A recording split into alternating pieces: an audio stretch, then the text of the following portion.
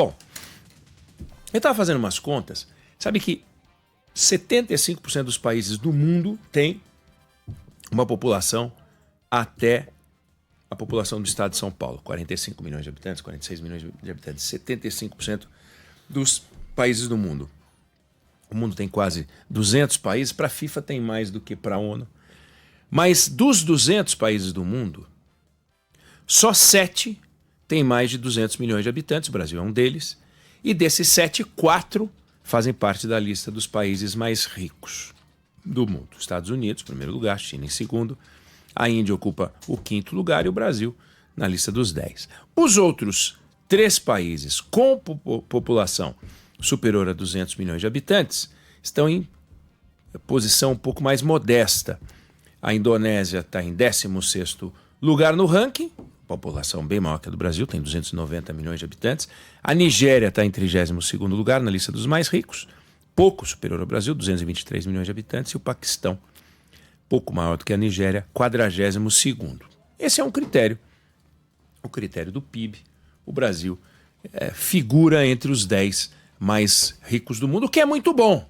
O que é muito bom, é importante. Você tem tamanho, você tem robustez, você tem uma economia que se destaca. Mas um outro critério, que é seguramente mais importante do que esse critério, é o critério da renda per capita, do PIB per capita. Basta perguntar para um uruguaio que aparece em 78º lugar na lista dos países mais ricos do mundo se ele quer trocar de lugar com o brasileiro. Lá, com mais de 20 mil dólares de renda per capita, se ele quer viver num país que tem menos de 10 mil dólares de renda per capita. Ele não vai querer. Ele vai falar, não. Eu fico por aqui, tá tudo bem e tal. Então, ser um país de economia robusta é importante, porque você não pode desconhecer o Brasil, não deve desconhecer o Uruguai, naturalmente, mas é mais importante você fechar um acordo comercial com o Brasil do que com o Uruguai, porque você tem volume. Mas para quem mora aqui, nosso vizinho é muito mais rico do que a gente. O Uruguai é muito mais rico do que a gente. Então, é importante ser um país rico, mas é importante ter um país onde você tem uma renda per capita mais elevada. Claro que existem outros fatores, porque você pode ter uma renda per capita elevada e todo o dinheiro pertencer ao rei, né? Então, para a Arábia Saudita, sei lá, os caras podem viver numa vida muito mais modesta do que no Brasil. Estou dando um exemplo aleatório. Agora, o fato é que ser um país rico é importante, renda per capita elevada é importante. Dos 10 países mais ricos do mundo, 7 têm uma renda per capita elevada. Então, o Japão tem 35 mil dólares, Estados Unidos tem mais de 80 mil dólares, e você tem 3 países na lista dos 10 que tem uma renda mais modesta. O Brasil, com 10 mil dólares, menos um pouquinho. A China, com 13.300.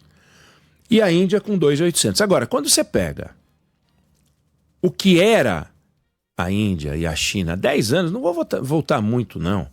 Nesse período, a Índia cresceu ao ritmo de 8% ao ano. 8%. A China mais de 5%. E o Brasil 1,8%. Então você pega. Se você cresce a 1,8%, faz 2 só para fazer conta. A Índia cresceu 4 vezes mais por ano do que a gente.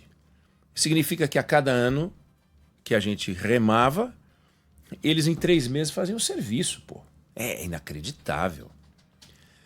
A China, 2,5 vezes o ritmo de crescimento do Brasil. Não é brincadeira, num país daquele tamanho, que tem uma renda absurda, que tem um PIB assombroso. Então, a gente está devendo no campo do enriquecimento. E esse é um dado complicado, porque nos próximos anos, pegando agora esse e o próximo ano, a China deve crescer o dobro do Brasil e a Índia o triplo do Brasil.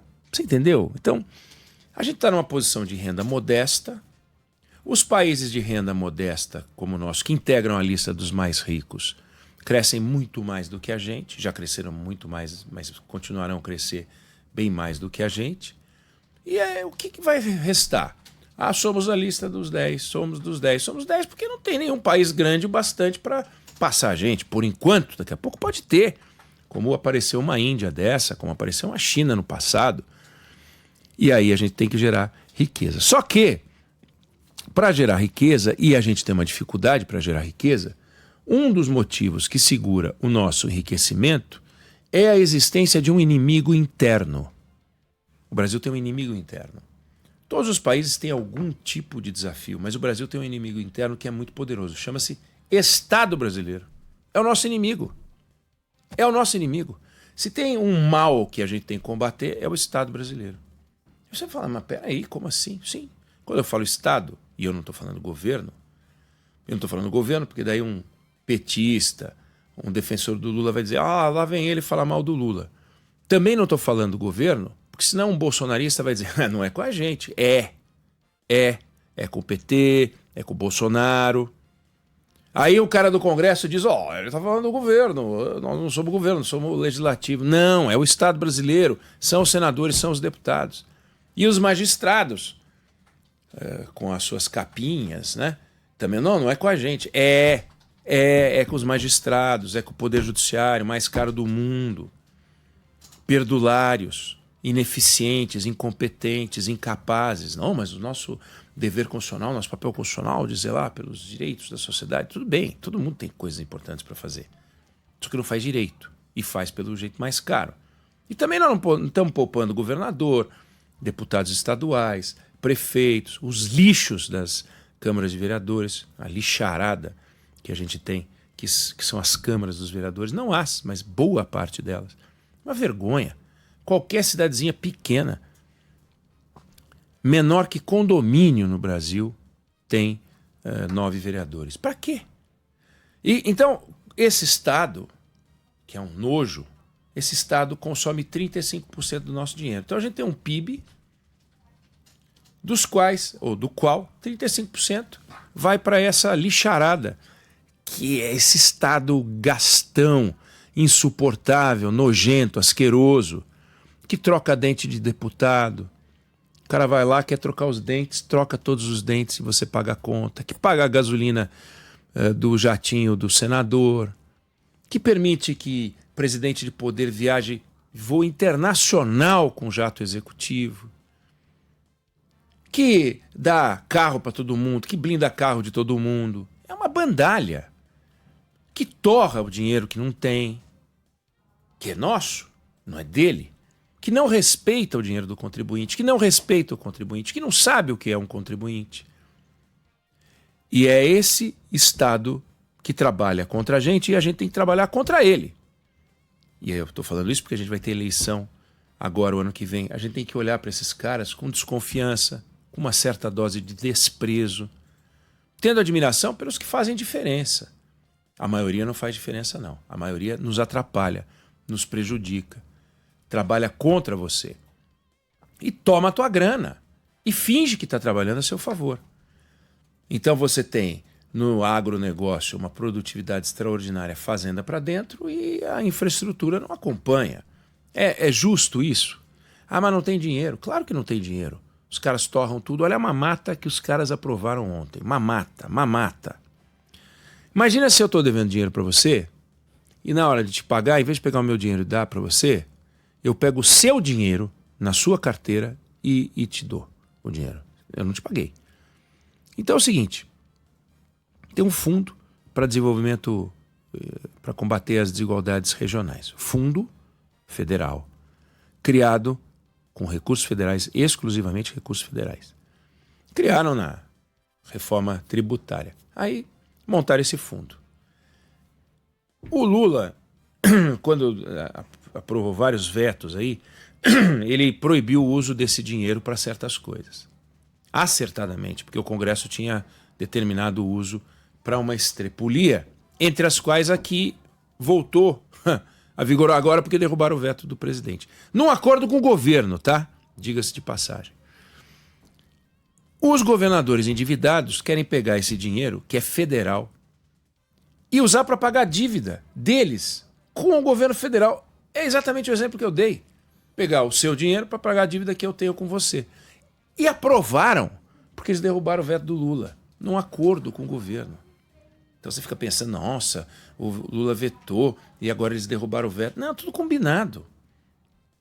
Então, a partir de agora, o fundo ainda vai ser montado, ele passa a ter dinheiro a partir de 2029.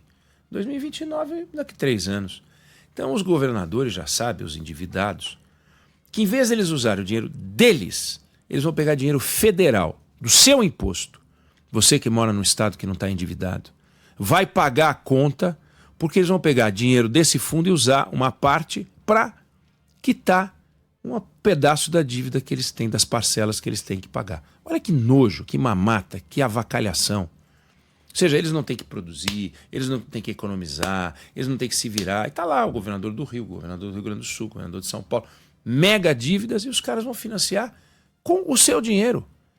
Você percebe a esculhambação nacional? Agora, essa esculhambação nacional, essa mamata, acaba fazendo o quê? Acaba fazendo com que o Estado não consiga se organizar, porque eles não querem, porque se quisessem daria para organizar o Estado, daria para conter as despesas, não contém as despesas.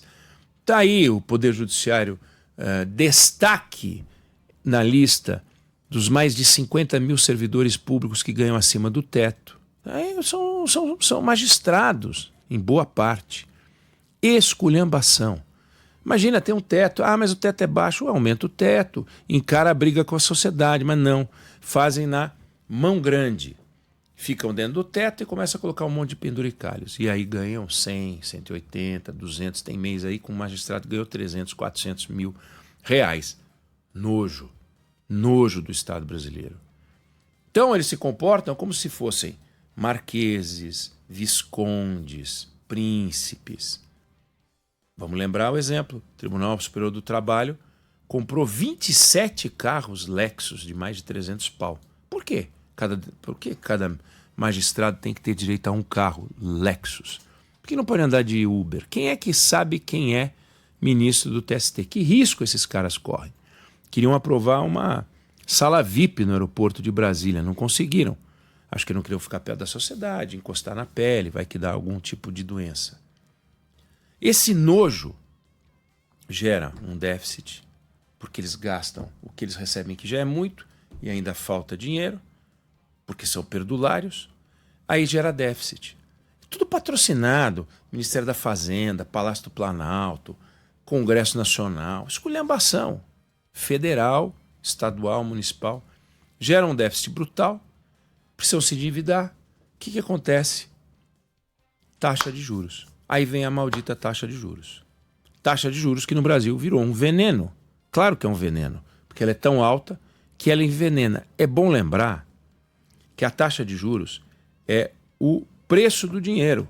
Você tem um imóvel e você aluga, você recebe um aluguel. Você tem um dinheiro, você aplica, você recebe um aluguel. O aluguel são os juros. Você tem que ser remunerado pelo dinheiro que você poupa. Senão ninguém vai poupar. Por que eu vou poupar se eu não recebo juros? Então tem que ter juros. Se eu não tenho dinheiro, se eu não tenho remuneração pelo meu dinheiro no banco, eu vou fazer outra coisa. Se todo mundo, se não tem nenhum benefício para eu poupar, eu vou fazer qualquer coisa. Aí quando você começa a fazer qualquer coisa, você faz inclusive coisas que são ineficientes. Qualquer açougue vale mais do que o dinheiro no banco. Aí eu abro um açougue qualquer. E aí eu começo a ter uma sociedade que não tem mais critério e vira uma sociedade ineficiente, com baixa produtividade.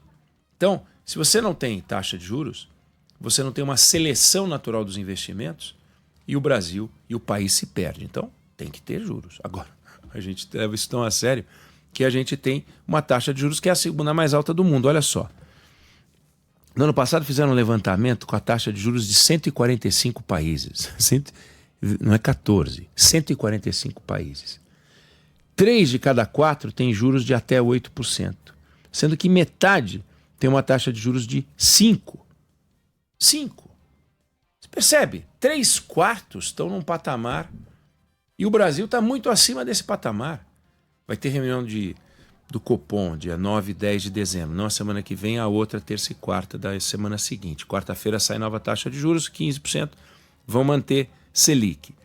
Então, seria bárbaro, obviamente, que o Brasil entrasse para a lista dos países que tem 8 de taxa de juros, né? 5 de taxa de juros.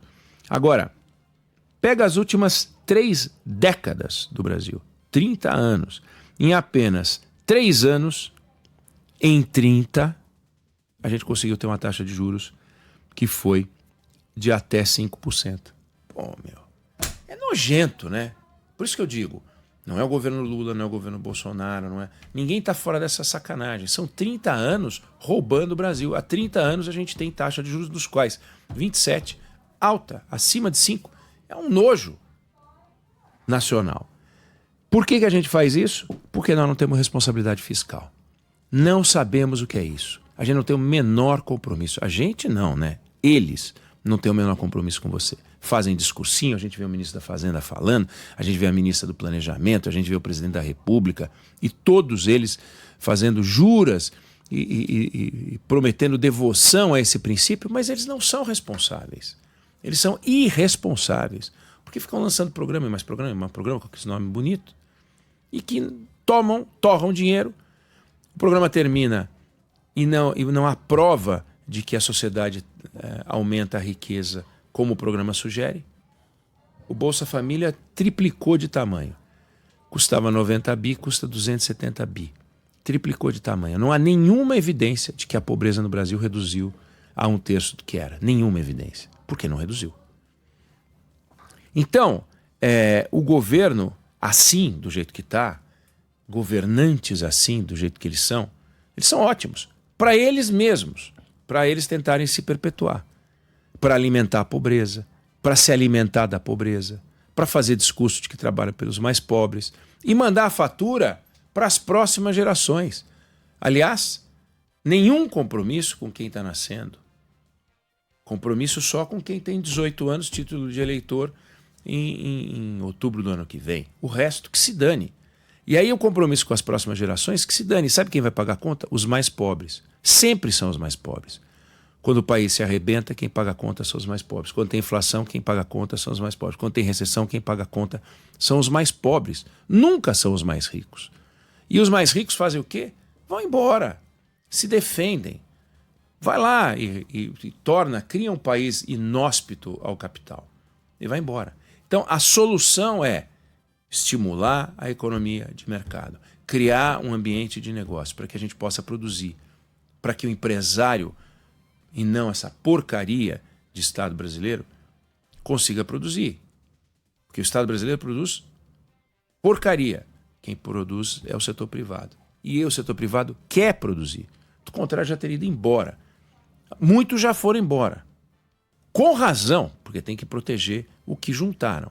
E os que estão aqui e que têm 70%, 80%, 90%, 100% do seu patrimônio aqui no Brasil e querem produzir aqui no Brasil, perdem as esperanças toda vez que ouvem algum governante abrir o bico, abrir a boca. Quando não falam, fica claro que não tem nada para falar. Quando falam, percebe que era melhor que tivessem ficado em silêncio.